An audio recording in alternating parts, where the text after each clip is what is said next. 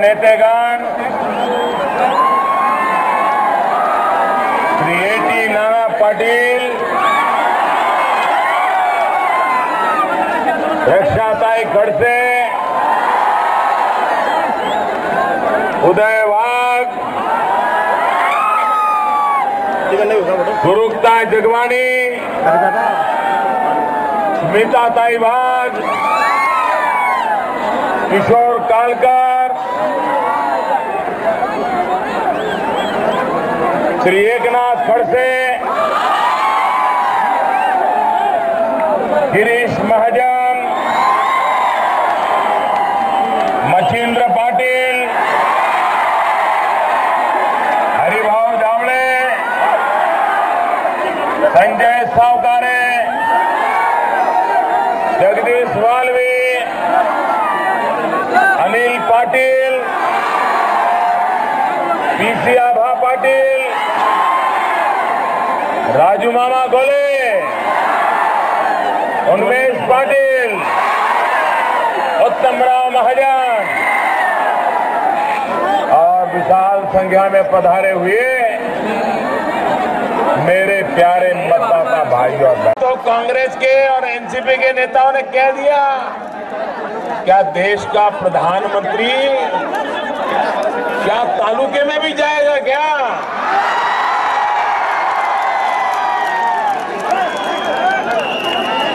मेरे मन में विचार आया कि भाई महाराष्ट्र में तो मैं पहले भी आता था, लोकसभा के चुनाव में भी आया था, लेकिन न कांग्रेस वालों ने ऐसा बयान दिया, न एनसीपी वालों ने ऐसा बयान दिया। इस बार इतने परेशान क्यों है? मोदी के आने पर दुखी क्यों है? लेकिन ये जलगांव जिले में आकर के मुझे पता चला, ये जनसागर देख करके मुझे लगता है यही कारण वो परेशान है। ये मेरे कारण दुखी नहीं है, ये ताकत को देख करके दुखी है वो। और भाइयों बहनों, मैं तो आप ही लोगों के बीच से पैदा हुआ, मैं भी आप ही की तरह एक सामान्य जिंदगी गुजारता गुजारता यहाँ आया हूँ। मैं राजमहलों में पैदा नहीं हुआ हूँ, मैं प्रधानमंत्री की कोख से पैदा नहीं हुआ हूँ, मैं नेताओं की कोख से पैदा नहीं हुआ हूँ, मैं तो गरीब माँ के घर पैदा हुआ। अगर मैं मेरे भाइयों के पास नहीं जाऊंगा तो कौन जाएगा? अरे मैं आपके दर्शन करने के लिए नहीं आऊंगा तो कौन आएगा भैया? ये पराजय के कगार पर खड़े हुए नेता लोग आपके लिए जनता के बीच जाना बुरा होता होगा, मेरे लिए तो जनता जनार्दन के दर्शन करना ये मेरे लिए सौभाग्य का विषय है।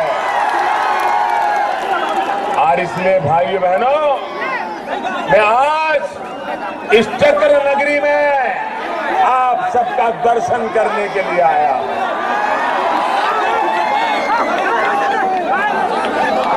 भाइयों बहनों,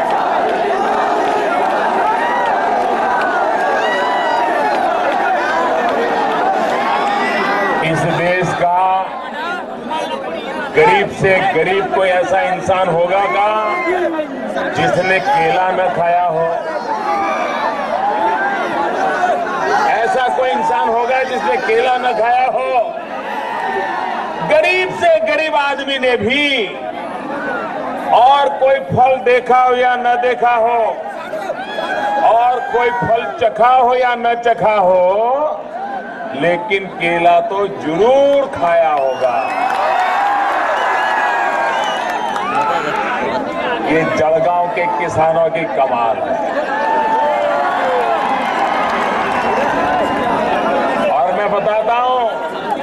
हिंदुस्तान में तो आपके केले का डंका बज रहा है, लेकिन दुनिया में भी बजाना है। बच सकता है भाइयों।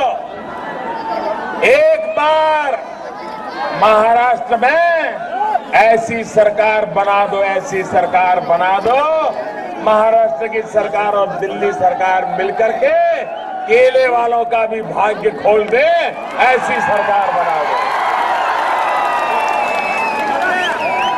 मुझे बताइए, कपास की खेती करने वाला मेरा किसान परेशान क्यों है? कपास की दिशा में यहाँ का मेरा भाई पिछड़ गया, यहाँ के नौजवान रोजगार के लिए भटक रहे हैं। ऐसा कैसा आपने बनाया कि यहाँ के लोगों को अपने गरीब माँ बाप को छोड़ करके, बूढ़े माँ बाप को छोड़ करके रोजी रोटी कमाने के लिए बाहर जाना पड़ता है। मेरे नौजवानों, आप मुझे बताइए, क्या कोई ऐसा नौजवान है जो अपने बूढ़े माँ बाप को छोड़ करके जाना चाहता है? कोई ऐसा नौजवान है अपने गांव को छोड़ करके जाना चाहता है? कोई नौजवान है जो अपने यार दोस्तों को छोड़ के जाना चाहता है? हर कोई अपने जन्मभूमि को ही कर्मभूमि बनाना चाहता है। हर नौजवान चाहता है उसे अपने जन्म के स्थान पर ही काम मिले। मिलना चाहिए कि नहीं मिलना चाहिए?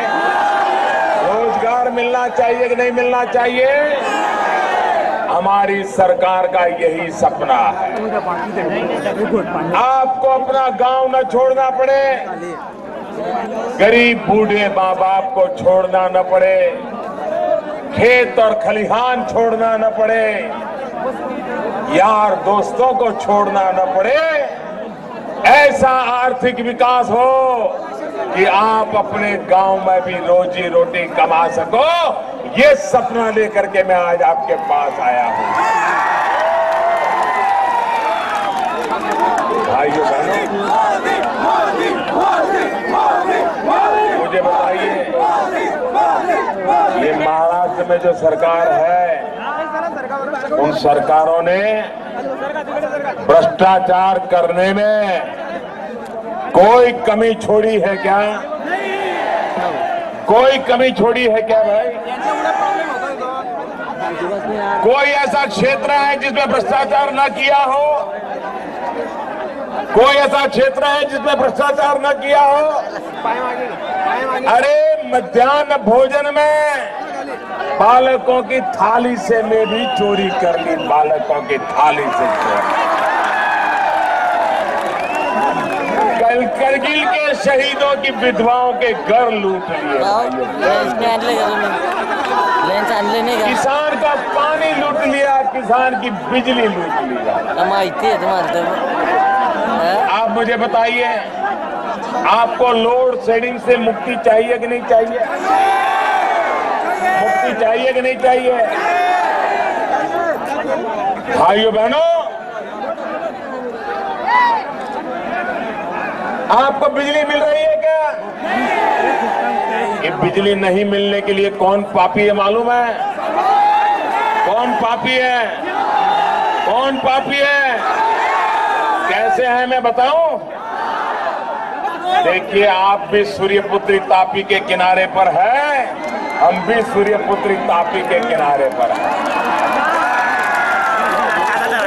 भाइयों बहनों, भाई यहाँ पर अब आगे आने की जगह नहीं है, मेहरबानी करके वहीं रह जाइए। अब इतना बड़ा मैदान भी छोटा पड़ गया, मैं क्या करूं भैया? ये आपका प्यार है, मैं आपके प्यार के लिए आभारी हूं, लेकिन बस एक 15 मिनट शांति रखिए दोस्तों, 15 मिनट। भाइयों बहनों,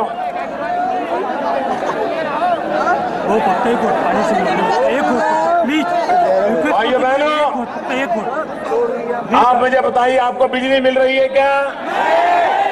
बिजली मिल रही है क्या?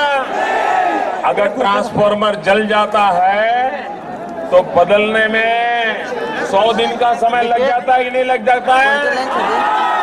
खेती बर्बाद होती है कि नहीं होती है? आपका नुकसान होता है कि नहीं होता है? भाइयों बहनों, इसका पाप किसने किया? देखिए, आपके पड़ोस में गुजरात राज्य है। उस गुजरात राज्य में नर्मदा नदी पर एक बांध बन रहा है, सरदार सरोवर डैम। उस सरदार सरोवर डैम में बिजली का कारखाना भी लग रहा है, पानी से चलने वाला बिजली का कारखाना। अगर वो डैम आज से 10 साल पहले पूरा हो गया होता तो अब तक आपको 4000 करोड़ रुपए की बिजली मुफ्त में मिल गई होती। वो बांध इसीलिए बन रहा है गुजरात में कि उसमें से हर वर्ष 400 करोड़ रुपए की बिजली मुफ्त में महाराष्ट्र के किसानों को मिल जाए, इसलिए वो बना हुआ है। लेकिन दिल्ली में बैठी हुई कांग्रेस सरकार ने 10 साल उस डैम का काम रोक दिया। 2005 से एक थैली भर सीमेंट उस पर डालने नहीं दिया। मैंने प्रधानमंत्री बनने के बाद 15 दिन में सरदार सरोवर डैम का काम चालू करा दिया। 1 साल 2 साल के भीतर काम पूरा हो जाएगा और आपको 400 करोड़ रुपए की बिजली मुफ्त में आना शुरू हो जाएगा। कि कांग्रेस पार्टी ने 60 साल में आपको कभी कोई हिसाब दिया हो? कभी कोई हिसाब दिया है? काम का जवाब दिया है? आपकी मुसीबतों का जवाब दिया है? और ये कांग्रेस पार्टी मेरा 60 दिन का हिसाब मांग रही है। अरे शर्म करो मेरे कांग्रेस के भाई बहनों, शर्म करो। आपने तो 60 साल तक देश को हिसाब नहीं दिया और मोदी का हिसाब मांगने के लिए निकले हो। भाइयों बहनों, कांग्रेस ने भले आपको 60 साल तक हिसाब नहीं दिया होगा, लेकिन मैं तो आपको पल पल का हिसाब दूंगा, पाई का हिसाब, पाई का हिसाब दूंगा। 10 साल तक जिस नर्मदा का काम आपने नहीं कर पाया था, वो काम मैंने 10 दिन में करके खड़ा कर दिया। 10 दिन में।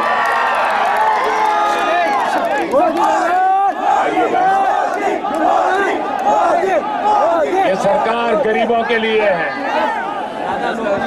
क्योंकि मैंने गरीबी देखी। घर में माँ बीमार हो और दवाई के लिए पैसे न हो, तब कितनी पीड़ा होती है, ये मैंने बचपन में देखा। मैं भी आपकी तरह मुसीबतों भरी जिंदगी गुजारता निकला।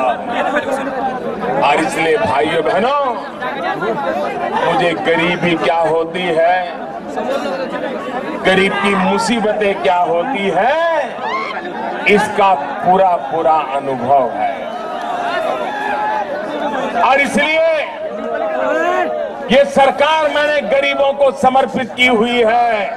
ये सरकार मैंने छोटे लोगों के बड़े काम करने के लिए तय किया हुआ है। छोटे लोगों के बड़े काम करने के लिए मैं तैयार हूं। भाइयों बहनों, जो लोग महाराष्ट्र को तबाह कर दिया,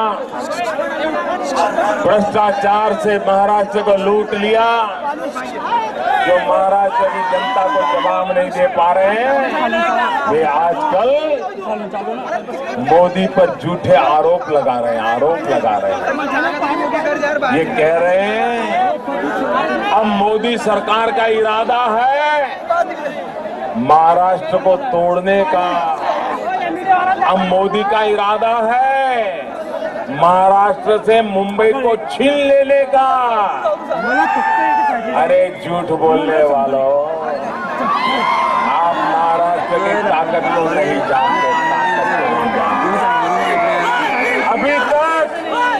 अभी तक हिंदुस्तान के अंदर कोई ऐसा माई का लाल पैदा नहीं हुआ है जो महाराष्ट्र से मुंबई को छीन सकता है। कोई महाराष्ट्र से मुंबई को छीन नहीं सकता है। और भाइयों बहनों, मुंबई के बिना महाराष्ट्र अधूरा है और मुंबई और महाराष्ट्र के बिना हिंदुस्तान अधूरा है। भाइयों, हिंदुस्तान मुंबई और महाराष्ट्र चलता है तब देश चल पड़ता है। मुंबई और महाराष्ट्र ठप हो जाता है तो पूरा हिंदुस्तान ठप हो जाता है। हम मुंबई और महाराष्ट्र की ताकत को जानते हैं। हम मुंबई और महाराष्ट्र के पुजारी रहे हैं। ये वीरों की भूमि है, छत्रपति शिवाजी महाराज की भूमि है। और इसलिए भाइयों बहनों, ये झूठ बोलने वालों को बराबर जानना। अब उनके पास